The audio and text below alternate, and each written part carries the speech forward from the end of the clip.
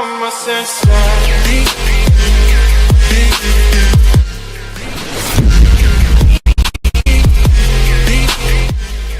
Credit YouTube.com. Watch June 4. NNOIC private investigation firm Fusion GPS's co-founder, Glenn Simpson, will speak about the Russia dossier before a House Intelligence Committee next week. This could be one of the most significant chapters of the Russiagate debacle that has fueled doubts about the legitimacy of Donald Trump's presidential win a year ago. Source: Fusion GPS founder agrees to interview with House Intel panel in Trump dossier probe. Politico, November 8, 2017. This may have been the goal all along, of course.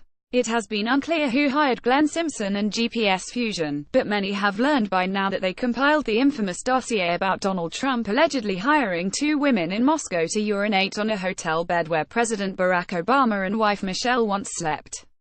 Simpson may be doing this to avoid getting himself mixed up in a potential subpoena fight, opening the path to more legal troubles. Simpson's revelations could serve as the proverbial pin that bursts the Russiagate bubble.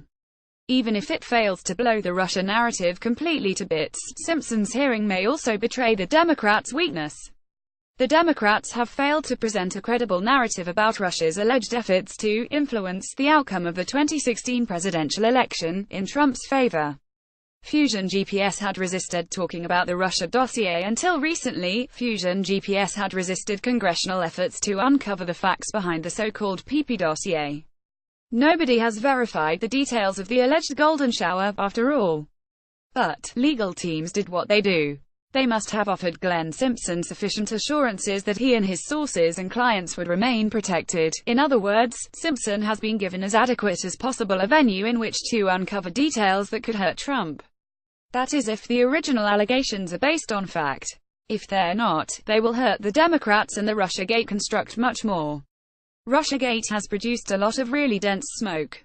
But there's no roast, and it's time to turn on the fan, because it's made the atmosphere in Washington toxic. The Democrats may soon learn just how toxic Russiagate may be, about to recoil on the very people that fired the shots about Russians putting Trump in the Oval Office. The key to unraveling Russiagate might be Hillary Clinton's campaign lawyer, Mark Elias. It's alleged that he hired Fusion GPS on behalf of Clinton's campaign team and the Democratic National Committee (DNC). Ken Vogel of the New York Times, one of the main media outlets pushing the Putin made us vote for Trump construct, stated that Elias vigorously denied having had anything to do with it. Source: Clinton campaign and Democratic Party helped pay for Russia-Trump dossier. The New York Times, October 24, 2017. The Democrats and the entire Clinton campaign team have already had to answer delicate questions. One of the most famous involves journalist and former deputy chair of the DNC, Donna Brazile. She was accused to have passed along questions and hints to Clinton ahead of the former First Lady's debates with Bernie Sanders. When Brazile acted as CNN contributor, she had been accused of giving Clinton the same preparatory support to favor Clinton in her debates against Trump. Glenn Simpson and Donna Brazile to deliver a 1-2 punch against Russiagate. Donna Brazile has published a book which could break sales records. It's called Hacks: The Inside Story of the Break-ins and Breakdowns That Put Donald Trump in the White House, and has sold out on Amazon. The book apparently reveals, if nothing else, that the Democrats and Clinton's handling of her presidential campaign are to blame for her loss. The Russians, not so much.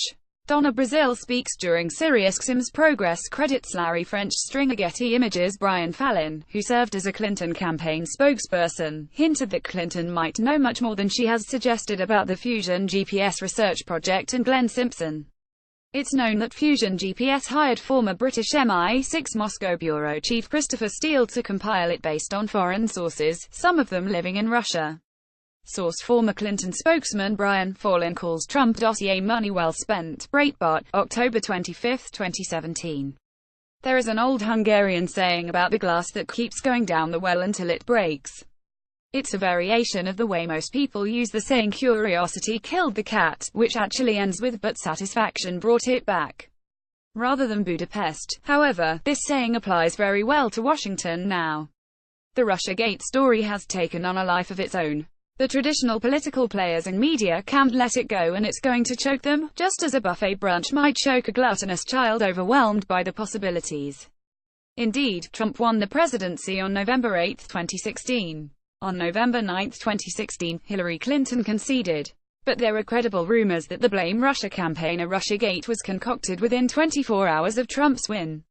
Source: Is Russiagate really Hillarygate? Zero Hedge, July 16, 2017. Boris and Natasha of Rocky and Bullwinkle fame could not have come up with a better plan. The goal was, and is, to connect Trump's win to a Russian strategy to affect the outcome of the American elections. The Democrats, and many Republicans, would have little choice but to move for impeachment hearings against Trump. 9 months before being compelled to resign over the Watergate scandal, Richard Nixon told Americans, "I am not a crook."